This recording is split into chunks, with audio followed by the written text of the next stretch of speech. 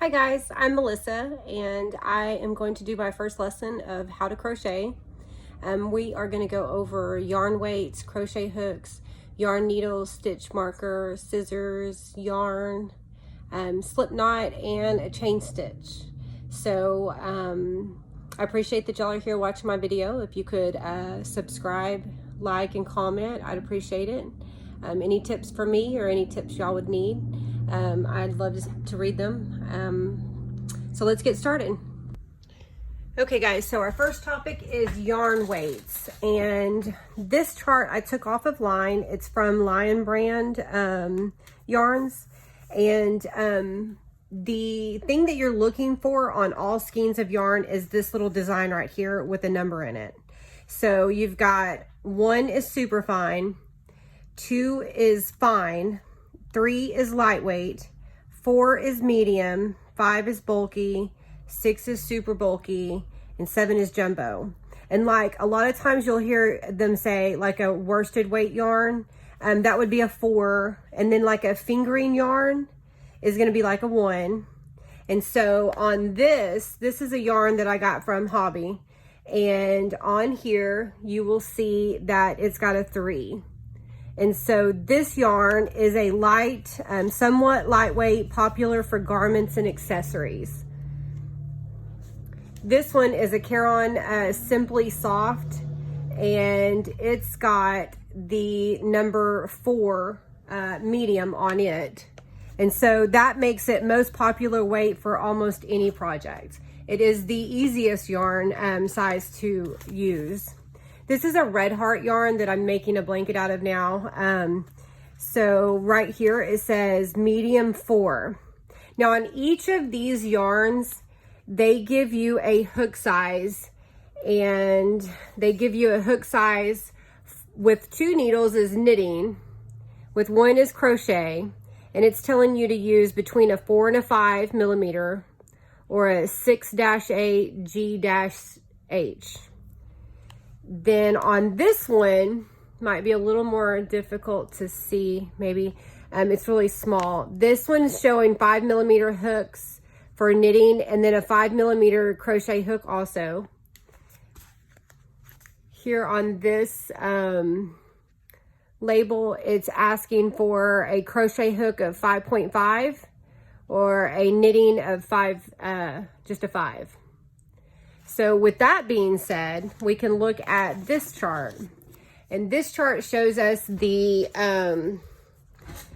crochet hook sizes. So you've got B or 1 or 2.25, and then it goes B, C, D, E, all the way down to K, and then you've got 1 through 10.5 as far as the American number, and then you've got millimeters. So it's usually like these smaller ones, the 3.25, and then when you get up a little bigger, from the 4, you see a 4.0, a 4.5, 5.5, there's the 5.5, and a 6.5. So this one that I'm using today is a 6.0. It's one of my favorite hooks. This hook right here is a 6.5. I got this hook from Hobby Lobby. It's one of my favorites. It lights up. I use it at night to crochet, or when I'm using like a real black yarn, it makes it easier to work with a black yarn, and it's a 6.5. So anyways, I've got a whole bag of different sizes, and some of them I just never use, and then some of them I use all the time. They're my favorites. So that gives you those 2. Now, some of the other things that you're going to need when you're crocheting are going to be these yarn needles. This yarn needle I got from Hobby when I ordered yarn. They sent it to me free. They usually always send something free. And they sent me this, which I really like that one. They have a bunch of other different ones. I got this in a set at Hobby Lobby. And honestly, this one kind of works good, but you have to have a long tail. But I do like how it will weave into the smaller work really well. Now, this one I like. It's flat, but it does seem to work pretty good. It's got a wide space for the yarn to go into. And then this one's wide too. This is kind of a neat one. You just slide it through the, like that. So it works really good with like bulky yarns and stuff. And then you just slide it through your work that way. And then you've got just these regular ones here that are just straight like needles. So anyhow, you'll need those to weave your work in. You can use just a smaller crochet hook than what you used in the beginning, and we can go over that later on. But I do like having those needles. And then of course you need a good pair of scissors. And I got those from the Happily Hooked magazine. Love them, they're my favorite. I got this from the Happily Hooked magazine too, and these hooks. Now, I think you can buy these at a lot of the different craft stores, but I do love these hooks. These are my favorite hooks for stitch markers. So if you're having to mark your first and last stitch, or if you're having to count stitches, you can use these. Also, you can use a paper clip. If you don't have the fancy stitch markers, you can always just use a paper clip. So like if I wanted to mark, let's see, I'm working this way. If I wanted to mark that last stitch, I could always just use the paper clip. And these coated ones work really well for that. Also, you can use another piece of yarn to mark your stitch by just pulling it through there and then, you know, pulling it like that. Takes a little more time to pull it out each time, but you know, you can use just yarn. You don't have to have the fancy stitch markers. Okay. And now, picking your yarn, you want to go by the pattern of what you are making. So, each pattern will tell you, exactly what yarn to use, and it'll tell you, what size hook to use to match the gauge. And so this is a knitting pattern, but it does tell you which yarns to use, and then, you know, so forth. So anyhow, what we're going to do is we're going to use this scrap yarn over here to start crocheting. And you want to make sure that you have plenty loose, you know, break some loose for you. And then on your crochet hook that you decide to use, you want to make sure that you hold it where right about the place that it opens up. See, each one of them kind of open up a little bit, and that's about where you should hold it. You want to hold it comfortably for you. Some people hold it as a pencil. Some people, you know, hold it however. Like they have a whole chart of different ways to hold it. They slice in it. Some people hold it like this. I hold it just like this. And then for your yarn, I'm right-handed, so I'm going to hold my yarn in my left hand. And so what we're going to do is, first we're going to do a slip knot. And the way that you do that is different for everyone. And so I just want to show you how I do it. I think it's easy. So I take my yarn and then I go on the other side of my yarn like this and I twist it. So see, it's like the letter P. I slide up through there and I pull it through. There's my slip stitch. So again, I go on the other side, I grab that yarn and I twist it. Now, when I do that, I'm holding my ring finger and my thumb are holding this straight piece of yarn, my tail that I'm going to weave in, holding that. This yarn is scissored between these two fingers, like that. So I'm going to hold right there where those two meet. I'm going to right under my yarn and over. So I'm going to yarn over. The yarn goes over the hook and I'm going to pull it through and pull it tight. And I pull it tight to my hook. Now you can take it and just turn it this way to where it's a P and then pull that yarn through like that. Did I have that on the camera right? Here. So you can have the two yarns, you can twist it like that, put your fingers through there and pull it through. And then you just got to pull it down to fit that hook. So you got that slip knot. Okay, so we're going to do it like this. I'm going to hold it like that. I'm going to put my hook on this side. I'm going to turn it this way. I'm going to grab that spot with my finger, my thumb and my finger. I'm going to yarn over, make the yarn go over the hook and pull it through. And pull it tight. So when you're crocheting, it's important to always have these two fingers holding that yarn close to that knot, close to where your hook is. And then it's important to always have a consistent tension here. So you want to hold it tight, but not too tight. You want it to slide through. So I'm going to hold those. And then you got your hook right over here. And you're going to do this. Yarn over and pull through. Yarn over and pull through. So you put your hook under your yarn, you pull it over, and you pull it through the loop. Yarn over, pull through the loop. Yarn over, pull through the loop. Now, when you're working on a chain, it's important to keep moving your fingers up that chain.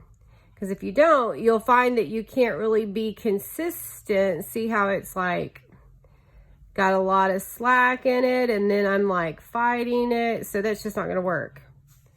So you want to keep your fingers close to that hook. You also want to make sure your tension's right, because if you find that you're holding it too tight, then you're going to find that your stitches are going to be, see, now I'm holding that string real tight. And so my stitches are just not going to be very consistent with my other stitches. And it's going to be difficult. It's like you're fighting yourself.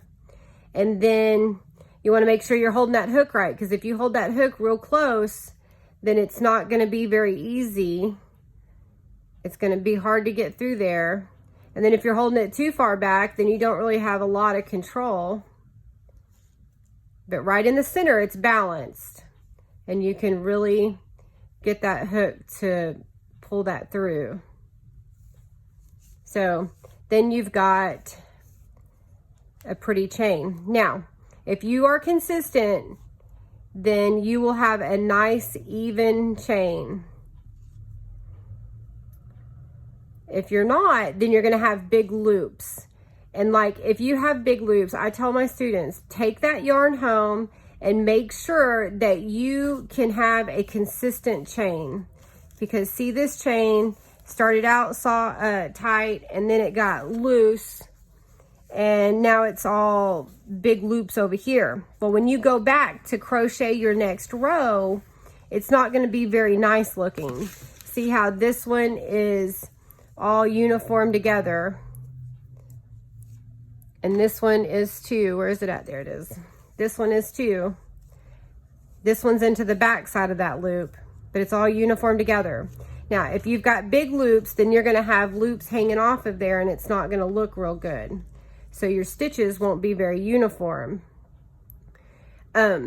So what you want to do is you just want to keep crocheting until you can get a good, consistent chain. And when you get to that point, then you're ready to move on to a single crochet. So I'm going to hold my yarn like this. I'm going to stick my hook like that, and I'm going to pull it around. I'm going to then grab it there, and I'm going to pull it through the loop and tight. And then I'm going to start crocheting a chain. Now, once you get the number of chains that you want, you're going to start going back and doing a single crochet. So you skip one, yarn over, pull through both loops, put through the next stitch, yarn over, pull through, yarn over, pull through both loops. So when you get a consistent chain, we can go there, and that'll be in the next lesson. So for here, you've got your slip stitch, you've got your tension good here on these fingers, you've got your ring finger and thumb holding your yarn, your work, your chain, and then you've got your hook being held in the right place. And then move those fingers up and keep going. So if you can do a whole skein of yarn, and when you get done, you can hold out a consistent chain, then you're good to go. If you can get a consistent chain, then you're ready to start the next level. Now, if you make your chain too tight by pulling it like that, and then do another one and pull it, then you're not going to be able to get your hook back through it when you go to work on it again. So too tight is just as harmful to your next row as too loose. All right, so let me start again, show it to you one more time. So we're gonna take our string and we're going to hold it like this, and we're gonna hold this here. We're gonna put our hook on that side. We're gonna twist it, and then we're gonna grab it up there and pull that hook, that yarn through. Okay, and then we're gonna start chaining just like that. Let me show you. Here we've got the green. I've done 2 rows of single crochets. So when I pull all these single crochets out, you can see how consistent that row was there. Now on this one, I did the back loop. So if this is the row that I'm working on, this is the chain that I started with. If it was big and loopy on the sides, then you wouldn't have as uniform of a stitch across there. So just remember that you want to hold your yarn tension and your finger just right. You want to hold these 2 fingers on the work that you're working on. Hold your hook right and just get that down. All right, and when you get this down, come back and see me. Comment and subscribe and comment. Let me know what you think. Let me know what helped and what didn't help. Tell me if you need help on anything. And then on my next video, we'll do the single crochet, which will be lesson 2. All right. Thank you guys. Y'all have a good night.